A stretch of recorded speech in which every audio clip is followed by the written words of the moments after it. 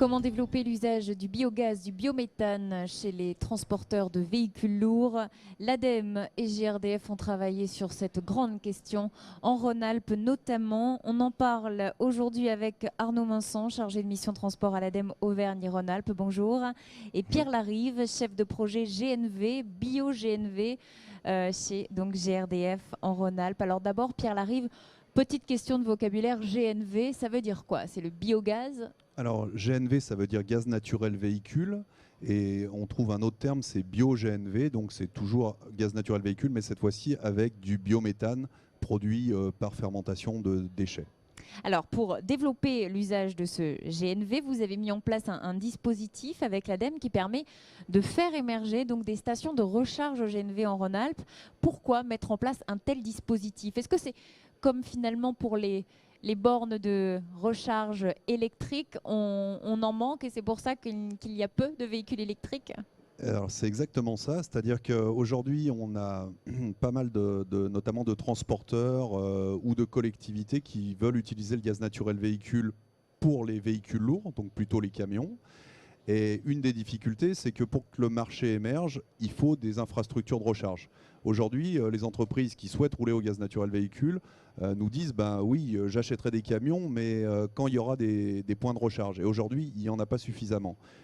Donc, avec l'ADEME et les transporteurs, on a essayé de réfléchir comment on pourrait faire émerger des infrastructures de recharge. Et on va le voir, le dispositif, dans un instant. Donc, les transporteurs sont d'accord pour acheter des camions donc, qui rouleraient au GNV, parce que l'offre, il y a une offre. Il y a une offre de camions, c'est possible. Oui, aujourd'hui, il y a une offre de camions gaz naturel, puisqu'il y a 7 constructeurs de camions aujourd'hui en Europe, et sur les 7 constructeurs de camions, il y en a 5 qui ont une offre au catalogue.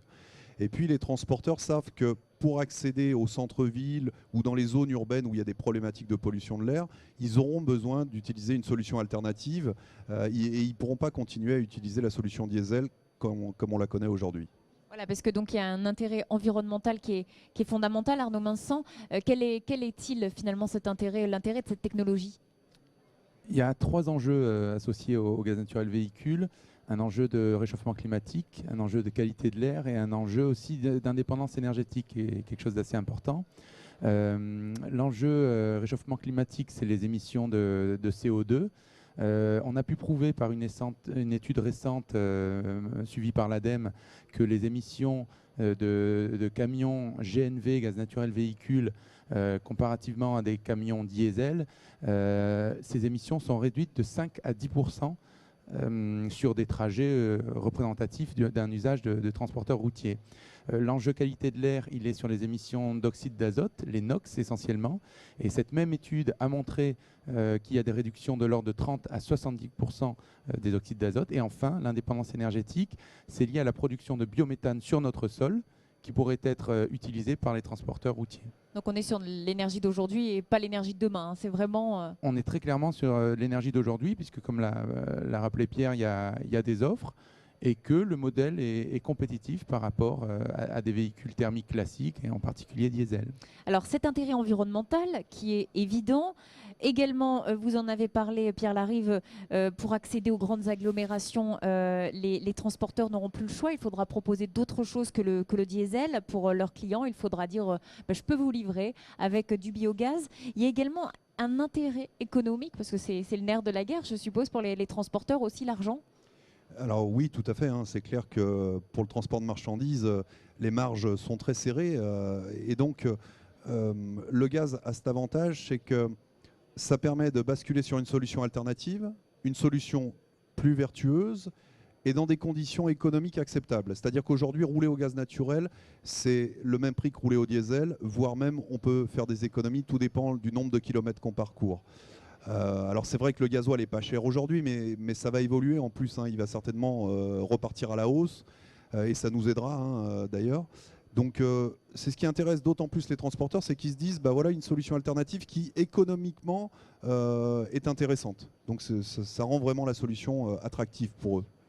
Donc, face à ces différents intérêts et puis ce problème de manque de bornes de recharge de gaz, vous avez donc échangé avec l'ADEME et Donc vous avez mis en place un dispositif. Expliquez-nous concrètement comment vous avez fait pour développer des bornes de recharge en région Rhône-Alpes et notamment d'abord c'était la vallée de l'Arve, une vallée très polluée. C'est ça. Tout est parti d'une initiative de transporteurs routiers de Haute-Savoie, notamment les transporteurs impliqués dans le projet Équilibre que vous pouvez retrouver sur Internet. Ces transporteurs voulaient faire quelque chose dans un contexte d'une vallée effectivement soumise à un plan de protection de l'atmosphère. Et ils nous ont dit, nous, on est capable d'apporter un volume de consommation à un énergéticien ou un distributeur d'énergie qui installerait une station. Donc, aidez-nous à acquérir ces véhicules et en contrepartie, on s'engagera à s'avitailler à cette future station. Et c'est sur ce principe-là que le dispositif a été mis en place. Donc, on aide à l'acquisition d'un véhicule GNV, un poids lourd, alors supérieur à 19 tonnes, ou alors un bus, ou alors une benne à ordures ménagères, ou un autocar, parce qu'il y a même des modèles d'autocars qui commencent à sortir.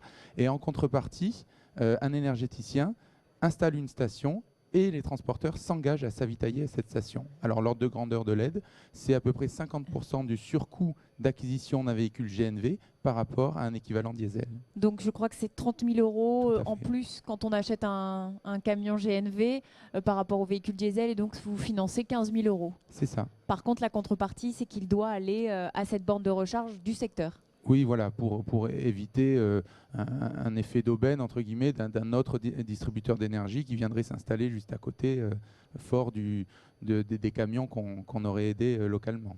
Donc là, c'est vraiment comme un dispositif d'amorçage. C'est important pour l'ADEME aussi de travailler sur ce champ de la mobilité, puis de bien gérer aussi l'argent public. Oui, tout à fait. Alors, la mobilité, l'ADEME y travaille de différentes façons. On dit toujours que la meilleure façon de réduire l'impact environnemental du transport, c'est bien sûr la sobriété, c'est-à-dire moins ou mieux transporter les personnes et les marchandises. Néanmoins, il restera toujours des magasins avitaillés, il restera toujours des enfants à amener à l'école, à la piscine, etc., donc des autobus. Et il faut contribuer aussi au renouvellement technologique de ces véhicules-là. Par ailleurs, pour revenir à votre question, c'est important de soutenir cette filière et l'engagement de gens tels que les transporteurs routiers, représentés notamment par leurs organisations professionnelles telles que FNTR, TLF et d'autres. Transport et logistique de France qui représente donc les transporteurs. Pour vous, Pierre Larive de GRDF, pourquoi s'investir sur ce champ de la mobilité qui historiquement n'est pas votre champ de compétences, forcément? Aujourd'hui, on s'intéresse fortement à la mobilité, notamment parce qu'on travaille en parallèle sur le développement du biométhane. Et une des utilisations les plus intéressantes du biométhane, c'est de l'utiliser comme carburant. Aujourd'hui, on a 14 sites en France qui produisent du biométhane, environ 250 gigawattheures de production, et on a 400 dossiers en cours d'étude. Donc on sait que le biométhane va se développer. On a même un objectif de 10% de gaz vert dans les réseaux d'ici 2030 et dépasser les 50% d'ici 2050. Et on espère que cette production de biométhane sera utilisée comme carburant, et donc comme carburant renouvelable et décarboné. En tout cas, on constate que des initiatives locales comme ça, ce type de dispositif, ce mécanisme de financement, d'amorçage marche, puisqu'il y a 15 camions, je crois, qui vont sur la borne de recharge. Et c'est un dispositif que vous avez dupliqué ensuite, après la vallée de l'Arve, sur d'autres sites de la région Rhône-Alpes. Oui, donc avec l'ADEME, la FNTR, TLF et GRDF, on a donc décidé de le dupliquer puisque ça a marché dans la vallée de l'Arve. Donc là, on vient de lancer plusieurs dispositifs sur Rhône-Alpes, à Chambéry, Lyon, Saint-Étienne, Annecy et Montélimar, qui sont en cours là, de construction. On est en train de trouver les terrains pour faire la station, de trouver les 15 camions. Donc on va commencer à créer un petit réseau d'infrastructures de recharge qui permettra de faire de la livraison au gaz naturel sur Rhône-Alpes. Et satisfaction, je suppose, quand vous voyez plus sur les routes de camions au GNV. Oui, tout à fait. L'objectif, c'est bien de développer plus de camions sur les routes au GNV. Et puis peut-être demain, aujourd'hui c'est en Rhône-Alpes, et puis peut-être demain développer ça à l'échelle nationale. Tout à fait, dupliquer une réussite, une bonne pratique. Merci beaucoup en tout cas à tous les deux, Arnaud Minsan et Pierre Larive, d'avoir accepté notre invitation sur ce plateau. On se retrouve tout à l'heure pour d'autres émissions autour de la transition énergétique. À tout de suite.